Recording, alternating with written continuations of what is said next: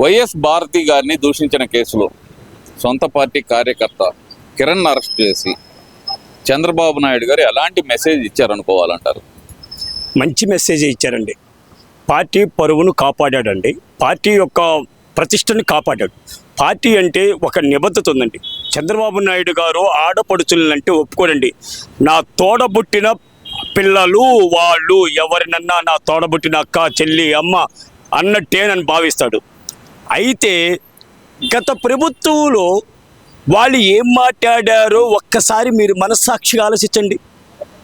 వాళ్ళు ఏం మాట్లాడారో ఒక్కసారిగా ఆలోచించండి. వాళ్ళు అసెంబ్లీలో మాట్లాడిన మాటలకి మా చెవులు విని మానసిక బాధపడ్డాం, కానీ ఏ రోజు బయటకు వచ్చి చెప్పుకోలేకపోయాం. ఓట్ల రూపంలో అతనికి మనము బుద్ధి చెప్పాలరా అని చెప్పేసి కార్యకర్త ప్రతి ఒక్క కార్యకర్త రక్తం ఉడికింది. అరే ఇట్లాంటి వాళ్ళు కావాలా ఆంధ్రప్రదేశ్కి? బూతులు తిట్టేవాళ్ళు, మటర్లు చేసేవాళ్ళు, ఇది దోసుకునే వాళ్ళు కావాలా రాష్ట్రానికి? ఇట్లాంటి వాళ్ళు మనకు అవసరమా అని మనం కార్యకర్తలు కష్టపడి పనిచేశారు. మన ఎందుకండి మన కిరణ్ ఉన్నాడు. కిరణ్ 2 తప్పులు మాట్లాడినందుకు గోరెంట్ల మాధవ్ ఎక్కడి నుంచి వచ్చాడండి? ఏం అతను పోలీస్ ఆఫీసర్ కాదా? గతంలో చేయలేదా? అతనికి లా తెలీదా? అతను లా అండ్ ఆర్డర్ తెలీదా? ఏంటి అక్కడి నుంచి వచ్చి ఇక్కడ పోట్లాడేదేంటి? ఏం బలిసి కొట్టుకోవడం కాకపోతే ఏం తప్పులు చిన్న ఒక్కోసారి మాట తరబడి వస్తాయండి. మీరు ఎన్ని మాటలు మాట్లాడారు? 100 మాటలు మాట్లాడిన చంద్రబాబు నాయుడు కోసం మేము ప్రాణాలు తెగిడిసి పనిచేసాము. ఆ గత 5 ఏళ్లలో మీరు రాక్షస పాలన చేశారు. రాక్షస పాలన మీరు చేసింది మామూలు పాలన కాదు. మీరు చేసిన రాక్షస పాలనని తట్టుకొని మా చంద్రబాబు నాయుడు గారి కోసం మేము ప్రాణాలు తెగించి పనిచేసాం. ఎందుకో తెలుసా? అభివృద్ధి కోసం. అభివృద్ధి నాయకుడు ఉంటే రాష్ట్రం బాగుంటుంది, రాష్ట్రం బాగుంటే ప్రజలు బాగుంటారు, ప్రజలు బాగుంటే అందరూ సస్యశ్యామలుగా ఉంటే అన్ని వ్యాపారాలు బాగుంటాయని ఆయన కోసం తప్పించి పనిచేసాం మేము. ఆ కష్టాన్ని చంద్రబాబు నాయుడు గారు మమ్మల్ని గుర్తించాలని నిజం చెప్పాలంటే. చంద్రబాబు నాయుడు గారు గతం ఎప్పుడో తెలీదు. నేను 82 నుంచి నేను పార్టీలో ఉండా. బొంగులు కట్టి సైకిల్కి మేము పైన ఇది కట్టి పచ్చగడ్డాలు కూడా జెండాలు ఉండే ఇంత అవి కట్టేవాళ్ళం. ఇవాళ వేరండి.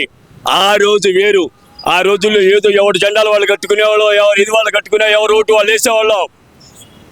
గత 5 ఏళ్ళు రాక్షస పాలన, రాక్షసులను తయారు చేశాడండి. మనుషులను తయారు చేయాల, మానవత్వం తయారు చేయాల. మీరు మానవత్వం అంటున్నారు, వాడు రాక్షసులు తయారు చేశాడు, మనం మానవత్వం అంటున్నాం. మానవత్వం పనికిరాదండి.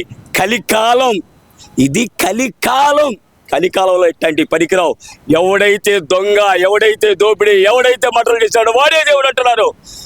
ఎవడైతే సహాయం చేశాడో వాడిని ఎవరేమంట్ల పిచ్చి మహారాజ్ అంటున్నారు. మటలు చేసిన వాడిని ఏమన్నా అన్నా నమస్తేనా వణకమన్నా అదా అని అంటున్నాడు. ఇవాళ సహాయం చేసిన వాడిని పిచ్చోడి కింద చూస్తాడు. అట్టనే మన కార్యకర్తలు కూడా పిచ్చోళ్ళు అయ్యారు. సరే గత 5 ఏళ్ళు చేసిన దానికి పాపానికి వాళ్ళను కూడా కాపాడండి. ఎంత మానసిక బాధపడుతున్నారు తెలుసా?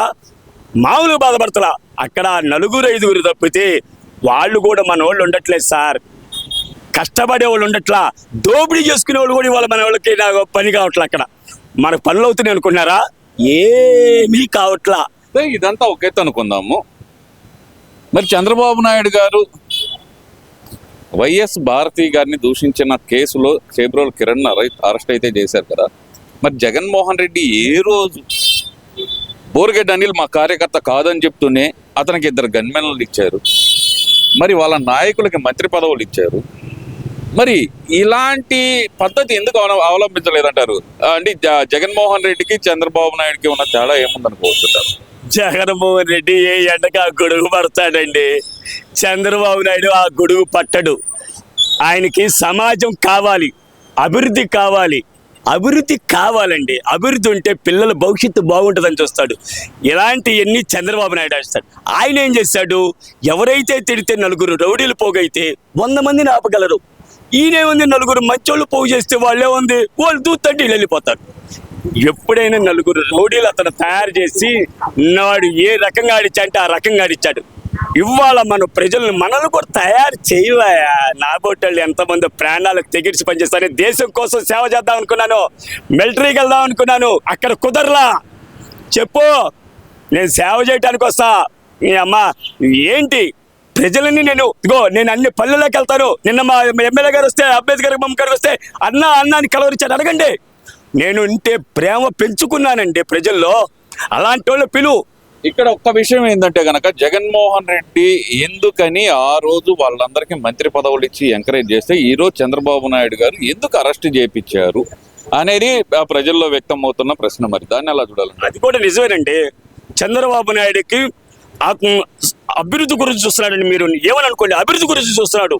ప్రజలని మన చెడ్డదారిని అంటారు అని ఆయన భావం, నన్ను ఏమని అంటారు అనే భావంలో ఆయన ఉంటాడు. కానీ కిరణ్ గురించి ఆలోచించట్లా. మన కార్యకర్త గతంలో వాళ్ళు అట్ట చేశారు, మనం ఎందుకు చెయ్యాలి అని అంటున్నాడు. అన్న ఈయనేంది ఇట్ట చూస్తాడు. వాళ్ళు ఏమన్నా పదవులు కూడా ఇచ్చాడండి. మన వాళ్ళు ఏమన్నా రాజ్యసభలో ఉన్నారండి. మన పోయినసారి రాజ్యసభలోనే ఉన్న మన వాక్సెస్ బోర్డుకి ఏమన్నా వాళ్ళు నామినేషన్లో వాళ్ళు ఓటేశారండి. మన వాళ్ళు ఏం చేశారు, కామ్గా వదిలేసి వచ్చారు. వాడు అక్కడ ఏం చేశాడు, నేను మా వాక్సెస్ బోర్డుకి నేను మద్దతు ఇచ్చాను అని ఇక్కడ పార్లమెంట్లో చెప్పాడు. పెద్దల సభలోనే ఉన్నా, రాజ్యసభలోనే ఓటేశాడు. వాళ్ళు ఏమనుకుంటారు, అబ్బా మా ఆవిడ ఇక్కడ మాట్లాడారు అంటాడు. కానీ అదే చంద్రబాబు నాయుడు మాట్లాడతాట కుదరతలా. ఇక్కడ నలుగురు రౌడీలనా మనోడనా అన్నా అనగానే వీడు కూడా పక్కన వాళ్ళు అన్నా అంటారు. అదే నలుగురు రౌడీలు అయితే భయపడి వీడు కూడా అంటారండి. నలుగురు మంచోళ్ళు అనమాట, నీకెందుకు పోవా అని అంటున్నారు. మరి గోరంట్ల మాధవన్ ఏం చేయాలనుకుంటున్నారు? మరి గోరంట్ల మాధవని మామూలు కుమ్మేసేటవేనండి. ఆయన చేసిన దానికి నిన్న చేసింది అతను ల్యాండ్ రైట్ చదివినోడండి. చదివినోడు ఒక కిరణ్ కడుపు మీద అన్నటువంటి నువ్వు చేసే తప్పేంటది? నువ్వు తప్పు. గోరంట్ల మాధవ్ ఎవరైనా ఒకటే. నువ్వు ఒక ఆఫీసర్గా పనిచేసినాడు. నువ్వు చెయ్యాల్సిందిదా 10 మందికి చెప్పాల్సినోడివి. నువ్వు 10 మందిని చెప్పి నేర్చుకుని చెప్పాల్సినోడు నువ్వే. ఆ పని చేస్తే ఇంకెందుకయా సమాజం, ఇలా ఎందుకయా ఈ పోలీసులు ఎందుకు, మేము ట్యాక్సులు ఎందుకు కట్టడం? మాకు అవసరమా ఈ ట్యాక్సులు కట్టి మిమ్మల్ని బతికించడం? అవసరమా? ఎందుకయా మేము చేసుకోలేం? మా ఊళ్ళో మా పని మేము చేసుకోలేం? మాకు తెలీదా మా ట్యాక్సులు మేము ఎందుకు కట్టుతాం? కట్టేది మీరు బతుకుతారు, మమ్మల్ని బతికిస్తారు, మమ్మల్ని కాపాడుతారనయా మేము ట్యాక్సులు కడుతుంది. మేము కట్టే ట్యాక్సులు మీకోసం కాదు, మా పిల్లల భవిష్యత్తు, బంగారు భవిష్యత్తు. రోడ్డు మీదకి వెళ్తే ప్రశాంతంగా రావాలని. రోడ్డు మీదకి వెళ్తే మీరు చేశారా గత ప్రభుత్వంలో? మీరు చేసిన ఎంతమంది ఎస్సీలు చంపారు, ఎంతమంది ఎస్టీలు చంపారు, ఎంతమంది మైనార్టీలు చంపారు. వాళ్ళు ఇంకా మారట్లా. మారండి, ప్రజలు మారాలి. ప్రజలు మారండి. ఎంతమందిని చంపాడో ఒక్కసారి చూడండి. మీరు మనసు దగ్గర పెట్టుకొని చూడండి. అతను చేసిన అవినీతికి, అతను చేసిన పాపాలకి, పాపాల పుట్ట పావు నోట్లో మనం చెయ్యి పెడతామా? పెట్టాం.